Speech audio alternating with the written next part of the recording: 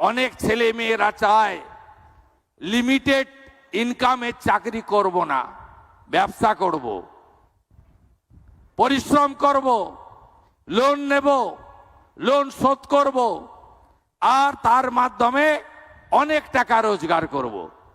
তাই আমাদের সরকার প্রধানমন্ত্রী পিএমইজিপি থেকে, মুদ্রা যোজনা থেকে, স্বরোজগার যোজনা থেকে, আমরা খাদি বোর্ডের নানা সাবসিডি ওরিয়েন্টেড লোন থেকে, আমরা এমএসএমই সেক্টর নানাভাবে সরকার গ্যারেন্টার থাকবেন, সফট লোন, অল্প ইন্টারেস্টের লোন আমরা দিয়ে এই রাজ্যে শুধু লাখপতি দিদি নয়, লক্ষ লক্ষ গুড বিজনেসম্যান আমরা তাদের তৈরি করার পরিকল্পনা নিয়েছি।